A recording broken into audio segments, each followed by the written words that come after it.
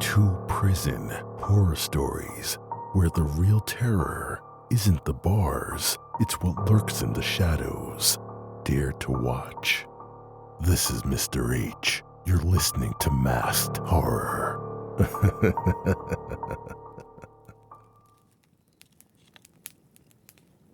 The Echo of Solitude. Adam. They say your first night in jail is the one you never forget. For me, it wasn't just unforgettable. It was a living nightmare that seemed woven from the deepest corners of psychological horror. My name is Adam, a graphic designer by trade, and by some horrendous mix-up, I found myself deemed a violent criminal instead of a man who had never gotten so much as a parking ticket. Here's how it happened. Late one night after a long session at the office, I witnessed a violent altercation outside on the street. I kept my distance, but fate wasn't on my side. Unknown to me, a security camera caught the incident, and due to its grainy footage, I appeared to be involved. The police, desperate to solve the case quickly amid a local outcry for justice, mistook me for one of the aggressors. Upon my arrest, I protested my innocence, but the circumstances were against me. A mix-up with another client's file by an overworked public defender mislabeled me as a violent threat. Before I could grasp the situation, I was thrown into solitary confinement, a small concrete box, stark and silent, where the weight of isolation began to press down on me. The silence in that tiny room was oppressive, turning every minor noise into an explosion in my ears. It wasn't long before whispers began to weave through the air, soft and disturbing, growing in intensity. They knew things about me, private, intimate details that no stranger could possibly know. My sanity began to fray as they recounted memories only I could recall. The scar on my knee, the nightly checks under my bed from my childhood, even until I was a young adult. As the night stretched endlessly, the whispers twisted into voices, accusing and conspiring. They painted terrifying images of harm coming to my family, exploiting my deepest fears.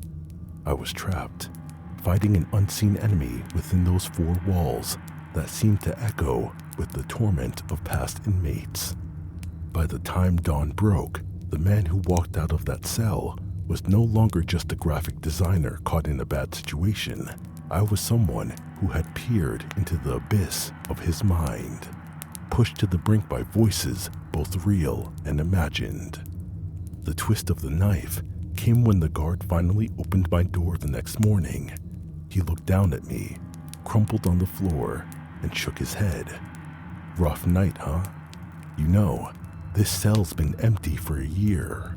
The last guy in here went mad, swore the walls talked to him, said it was haunted by the first guy who ever died in solitary, right in this very spot. As he walked away, I heard the whispers laugh, a cold, cruel sound that followed me out of that cell. But they never really left me. Sometimes, when the world is too quiet, I still hear them, whispering, always whispering.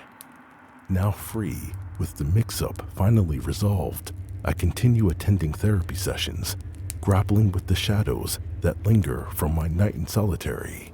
Financially, I'm in a better position due to the settlement I received, a bittersweet compensation for the ordeal.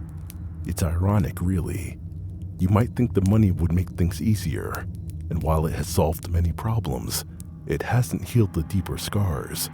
If given the choice, I'd trade all the money just to reclaim the peace of mind I lost behind those cold, whispering walls, to be myself again once more.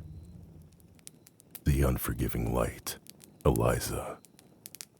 You never think it's going to happen to you. You go to a protest, stand up for what you believe in, just another day.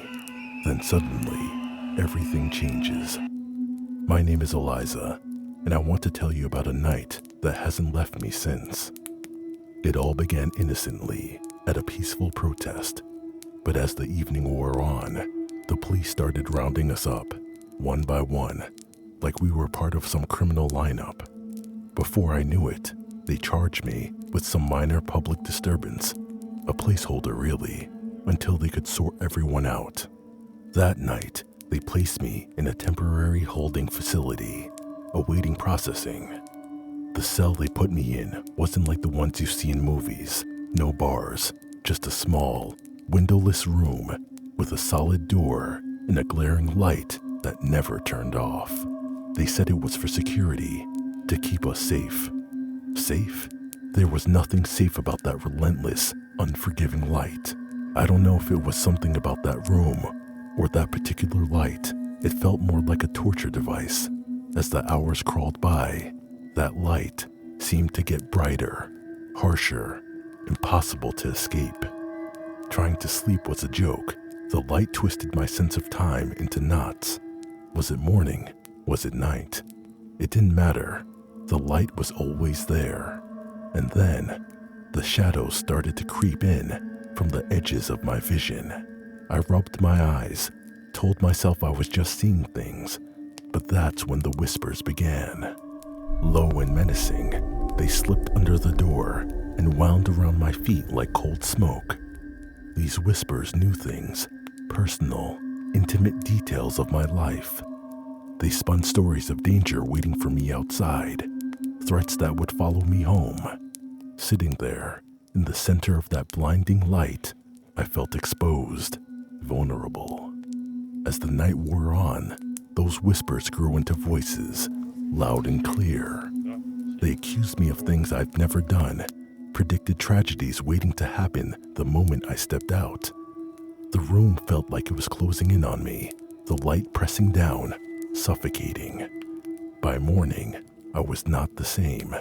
They found me on the floor, mumbling responses to those phantom voices. The officers told me there had been a, quote, mix-up, that I was free to go, unquote. They released me and the charges were dropped amid a flurry of apologies and excuses. But as I stepped out into the dim dawn, I knew freedom was just an illusion. Even now, the after-image of that light burns behind my eyelids when I close my eyes to sleep. I attend therapy, trying to piece myself back together, but something fundamental within me has shifted, altered in ways I can't quite understand. People say I got lucky. It was just one night, after all. But sometimes, one night is all it takes to change everything.